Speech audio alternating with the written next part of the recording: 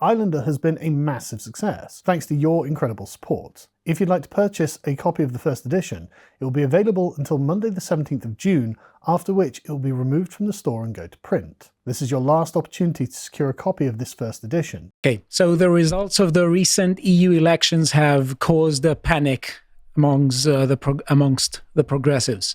We will show you very delightful videos about this today, but before we begin, check out Islander, our magazine. And when is the deadline for ordering? Next Monday. Next Monday. So Islander, it has been a massive success. If you want to be part of that success, consider. It has some big names in there, which you'll have to at least read the write-up to figure out who they are.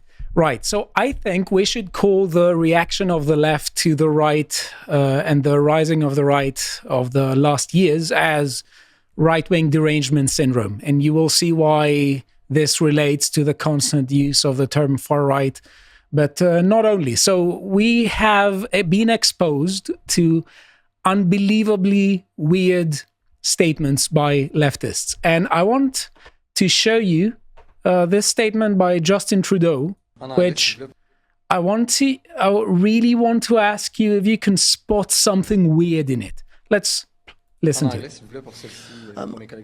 We have seen around the world a rise of populist right-wing forces in just about every democracy that we've seen. And it is of concern to see political parties choosing to instrumentalize anger, fear, division, anxiety. My approach has always been to respond to it, to understand it and to look to solve it, to roll up our sleeves, work hard and with ambition for this country and for our future. And I continue to be convinced that Canadians are thoughtful about the challenges we're facing and ready to see them solved, rather than just allow themselves to be have their anger amplified without any solutions offered. I continue to be convinced. That's very convincing. I'm so assured. Yeah, so I think there are many problems with this. What are the other problems you can find with it? The fact that it's completely vacuous, empty, meaningless political dribble. He sounded like a kid who didn't do his homework, just making up a sort of book report. Just like, well, you know, there's a couple of people, they do some stuff, you know, there's things happen, events unfold. Well, of course, he was also lying through his teeth the entire time and saying that he solves problems. No, Justin, you create problems and you do it with a giddy smile on your face. Other people instrumenting anger, fear, division, anxiety.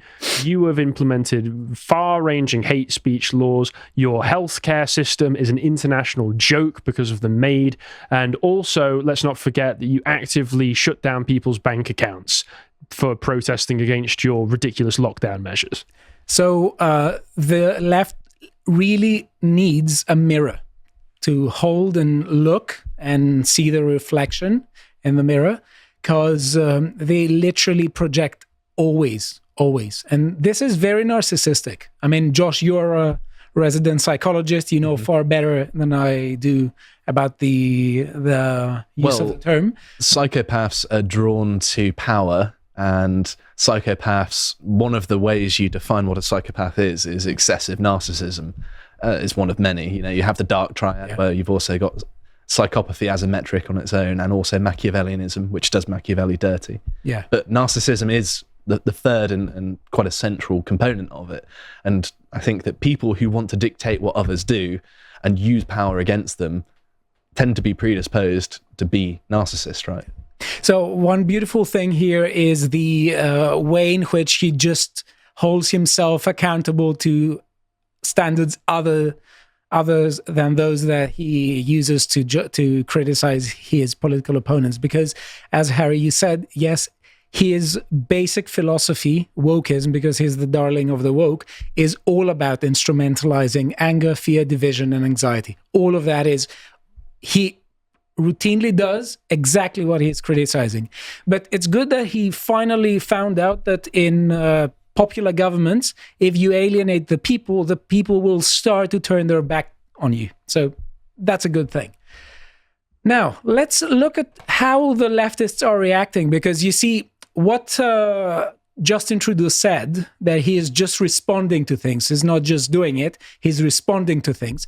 Reminds me a lot of the communist tactic of just sticking an anti in front of anything they criticize, and somehow miraculously it gets justified. So is it violence? Just stick an anti-violence in front of it, and it's for good purpose, according to how they think. Is it imperialism? No, they're going to call it anti-imperialism, because there's just magic when it comes to just putting anti in front of everything. It just makes the immoral unquestionably moral. Well, Stelios, I think you're failing to see the inherent logic in this, which is that they can't... Sorry, let me... There you go. Stelios, just to spell it out for you, it's very, very simple. If they call themselves the good guys, well, they can't be the bad guys, can they? Have you considered that? Yeah. So you have here leftists in France attacking the streets and routinely causing violent episodes, because what they're doing is anti-protest. It's not protest, it's anti-protest. So according to themselves, it must be justified. You might want to mute it because your audio is probably overlapping there. Anyway, so by all means, anyone who wants to watch this video, you can just click on our link and visit our website on our rating list. There are lots of videos with footage of leftists just engaging in violence and civil discord. They will, of course, put an anti in front of it. Now, Jeremy Corbyn made some very interesting statements. I want to ask you if you see again something weird with them, if you notice something. So he says, the far right is rising across Europe because politicians on both sides have pandered to their rhetoric and normalized their ideas. The only answer to hatred is hope. We have to stand up to racism, defend refugees, and inspire people to believe that a kinder world is possible. Yes, so... okay. Well, what do you make of this? Implicit in it is that politicians have allowed the rhetoric to exist, that it should have been clamped down on and persecuted. These opposers to my ideology, talking from Jeremy Corbyn's position, should have been cracked down upon. They deserve government oppression by merit of their politics. Is implicit in there. And the fact that he's talking about, oh, the only answer is hope. It's like, no, that's just nonsense. This isn't Star Wars, right? You know, it's not, you know, it's love and the light side versus the evil dark side. No, life is a bit more nuanced than that. Yeah, but apparently not to Jeremy Corbyn. Well, of course not. Here we have Zara Sultana. She says, the far right is on the rise across Europe. They peddle a politics of hate. We must promise a politics of hope. Combating racism, not stoking it. Defending refugees, not scapegoating them. Building a society that works for all, not protecting a system rigged for the rich. Then why do you present your ideology as a zero-sum game? Because anything that you're criticizing there is exactly what you're doing. So, to be fair, the party she represents does make me hope. It makes me hope that when I'm walking through the streets at night, I don't get raped or murdered from all the people that they imported without any correct documentation. Well, of course, what they're talking about here is in both Jeremy Corbyn here talking about defending refugees and inspiring more hope, and her, Zara Sultana, saying defend refugees, is they're completely ignoring that one of the main reasons that there has been such a backlash to their policies is the demographic change, the people coming over. They don't care. They want this. I mean, Jeremy Corbyn he hates the West. He's a communist subversive, of course he does. Zara Sultana is just a foreigner, so she doesn't have any sort of care or love for the place that she's in right now. She just sees it as a place where all of her family members can come here and get a free check. Well, you see that what they're doing is they are routinely obfuscating the fact that they are employing direct anti-Western propaganda. They do hate the West and they do stoke racism. It's just not it's just racism against Westerners. And they are scapegoating Westerners for everything. For every evil in the world, it's always the Westerner. Always. And anything that happens in the world, any kind of conflict, wherever it takes place, it is always presented as, let's say, something that is caused by the internalization of the pressure to assimilate to Western culture. So she does exactly what she's criticizing. Now, again, let us see how this plays into real life, and how, apart from the statements, we come to the allocation of blame and to the double standards when it comes to civil protest. Now, we have here some grannies from the Just Stop Oil Pressure organization, group. the pressure group, who are smashing the glass around the Magna Carta. Everyone knows this clip. Let's just remind people of it. That's the problem when you've got old people on the front lines, is they can't use a hammer and chisel very well. Yeah. This is a pathetic showing, right? They're trying to basically desecrate the Magna Carta. Hey, maybe somebody stopped them. But you know why they did so? You know why they did so? Because the government is breaking the law. Sounds like they're breaking through the TV as well. Yes, I mean, The grannies are going to be in the room. just imagine the ring. What kind of thought went to their head? So the government is breaking the law. So let us basically desecrate one of the most historically important documents that tries to hold government into account to some laws. But they're old. They know better than us youngsters, Stelios. You know, she's even wearing a habit. I mean, a lady of God, she can't be wrong, Stelios. Yeah, but they're doing it for good purpose, Josh. So here we see also the desecration of statues constantly, but apparently all these are isolated incidents. But when it comes to some pride murals that have skid marks and tire marks, that's the whole country needs to be announced to be on an epidemic of hate. So again, there are some double standards. Well, they're here. facing a ridiculous prison sentence as well, and the teenagers as well. Yes, and no one is reacting in the way I'm going to show you here, which I have shown you before, and you loved it, and this is why exactly I'm going to show it to you again. They're reacting like that for the mural, but they're not reacting like that, for instance, for the desecration of the Magna Carta and the glass, or for the desecration of statues, or for Western symbols. Let's look at this. And it starts every day. It's just habits. It's how we show up for each other in our families, in our homes, in our communities, in our neighborhoods. We got to show people some love. We have to show people some love. It's not okay what people are experiencing. So, on behalf of Expo, on behalf of the community of Spokane, I'd like to apologize, but also like to issue a challenge. Let's do better. We can be better. We can be an example. And frankly, we need to be. Thank you. One way of starting is to not present your woke ideology as a zero-sum game. It is a zero-sum game, so maybe you should consider revising your ideology. Well, they're treating the people they're arresting with love, right? They're sentencing them to a decent amount of their life in prison. Basically, it's right-wing derangement syndrome. Anything that is contrary to progressivism is just horrible to them. It's an epidemic of hate. And they are the only ones who hope, they are the only ones who love, they are the only ones with sentiments against people. But I have good news. Suddenly, the entire politics of the UK was revealed to me this morning by a tweet by Josh Sheldon, who is having this graph, and he's explaining how basically the parties in the UK are parties that all belong into right-wing authoritarian territory. Are they crazy? Also, why are the Greens close to libertarian? They're basically communists. It's like, yeah, Joseph Stalin, known libertarian. Okay, so how do you feel that Labour here is basically well into right-wing authoritarian? They're centre-right. The Labour Party, where their members are open socialists, centre-right.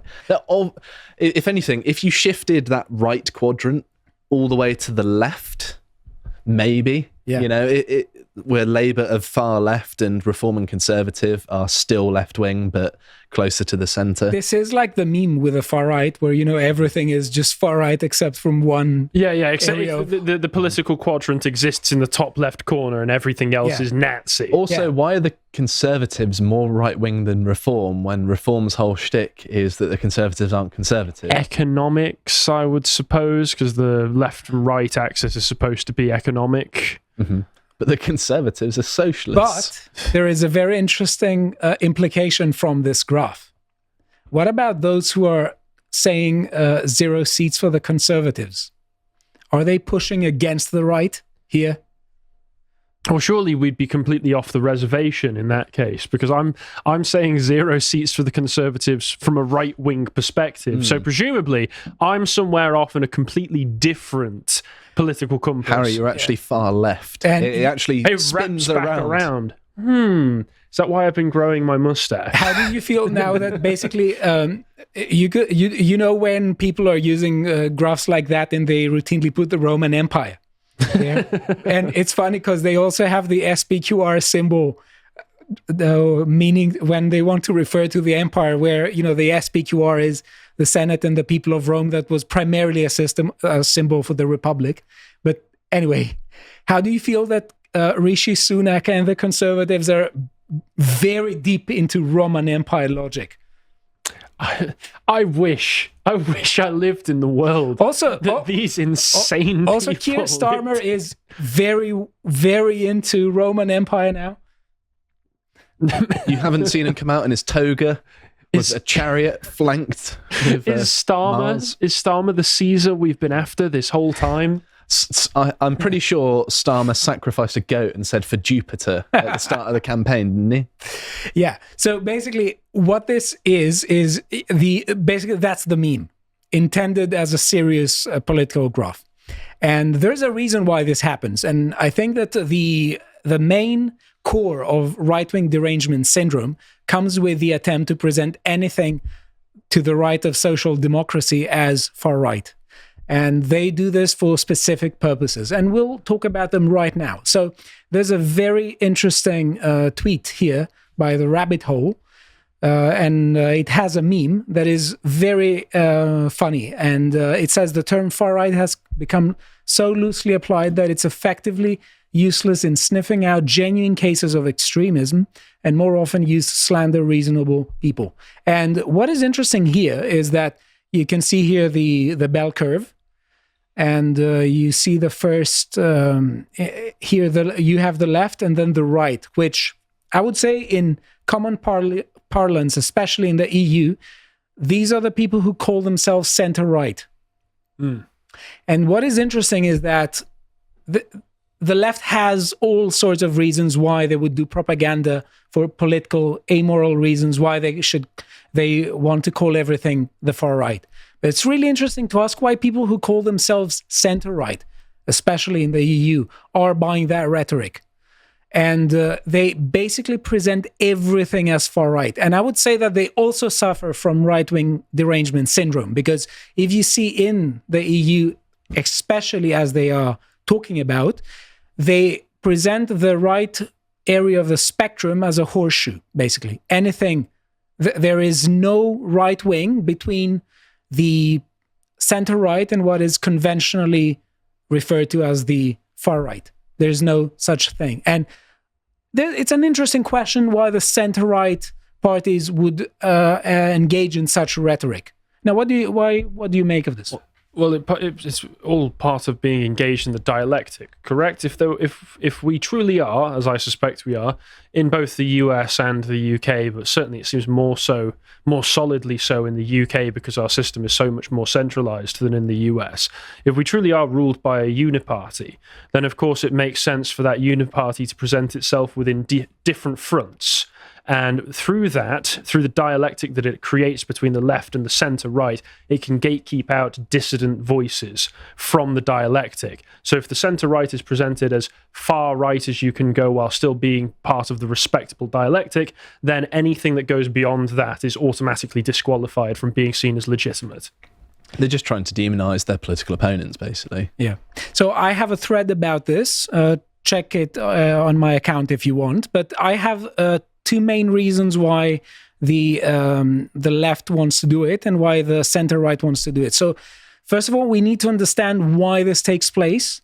And language is always language that is situated. It occurs in a society, a concrete culture, where there is linguistic use, and many terms are associated with symbols of good and evil for whatever reason. I'm not a big fan of that unsituated language. My goodness. Yes. So basically, in a nutshell, I think that in Europe, those who are in the center-right camp are doing this for two main reasons. Number one is to gain votes from the right and present themselves as the last bastion before extremism. And they want to take advantage of those who are, let's say, on the right, but they're not sufficiently well versed into political theory and political philosophy.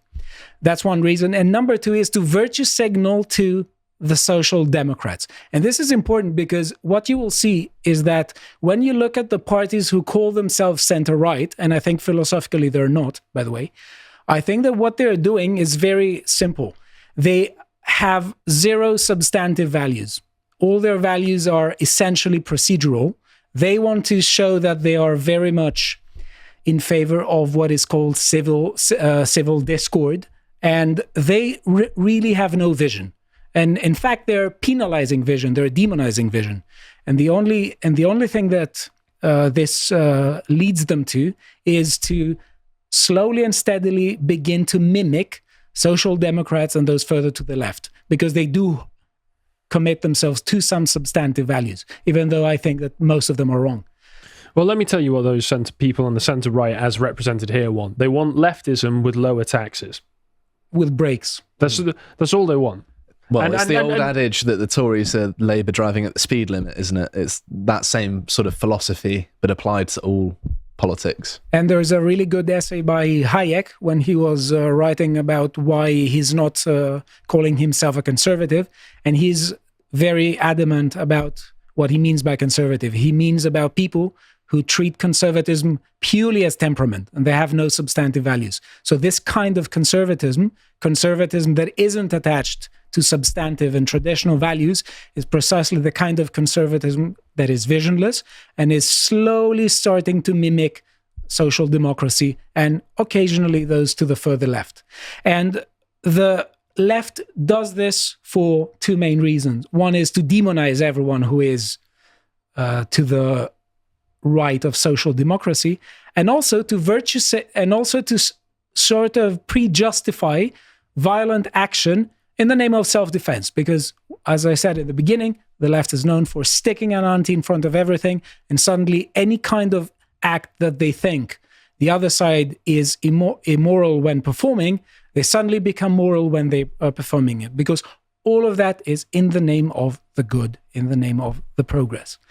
And I want to show you how this term is basically routinely abused, and it presents politicians who aren't in any way related to what is conventionally associated with the term far right in post-World War II continental Europe. I want to show you The Guardian and how they refer to Javier Milei. So, 19th of October 2023, Argentina's far-right front runner reopens wounds of dictatorship. Who is Javier Milei? Argentina's new far-right president, El Loco, takes the stage. That's from the 20th of November 2023. And from June 7th, Argentina's far-right president posed to shut down anti-gender violence agency. So basically, they're completely abusing the term. They're trying to lead to a communication breakdown, and they're trying to demonize those to the left of social democracy. And those on the center-right, especially those who call themselves center-right, should bear that in mind. And if they're not basically leftists in disguise, and they have been taken advantage of, if their ignorance has been taken advantage of by the other side, perhaps they should start revising how they use language and stop identifying and using the language of the left. Well, The Guardian would call the mid-century Germans far right, wouldn't they? And then they're also calling Millet far right, who is happy to wear a yarmulke, and he visited the Wailing Wall, and he's talked about his great admiration for Judaism. So how can these two things coexist? It doesn't matter. All of it is just demonizing, because at the end of the day, they're trying to bombard the general public. That's what the propagandist mindset is. Just throw mud and some of it will stick. It doesn't matter if it makes no sense. What matters for them is if it promotes their interests, and if it aids them to demonize anything to the further left, to the right of social democracy.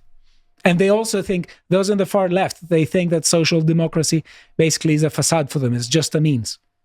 That's why they constantly talk about, it's not our democracy. And they talk about our democracy.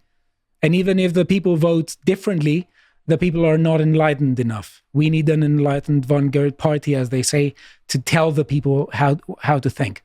So that even those to the further left than social democracy, they also view social democrats as they see their difference as a matter of time. So that is what I think is behind right-wing derangement syndrome, leftist propaganda. Was there not an extra link that you wanted to look at, or was this? Yeah, that's a meme that middle-aged baby sent to me, and I think that it's absolutely hilarious, where it's a normal communist says every other political or social belief is far right. The normal is just communism. And I think this shows exactly how the leftist propaganda is using this, and how those on the allegedly on the center right are basically falling into this trap because they have no substantive values and they need to recover them. I hope you appreciated that segment from the podcast The Lotus Eaters, and if you want to see what else we're up to, you can go on to our shop, our merch store, which is accessible via our website, and pre-order the Islander magazine, and you need to do this before the 17th of June, because that's when you're going to be able to stop pre-ordering it. So make sure to get it while you still can. And if you want to see what other work we're doing, you can follow us on Twitter, where we post all of the other things that we're putting out.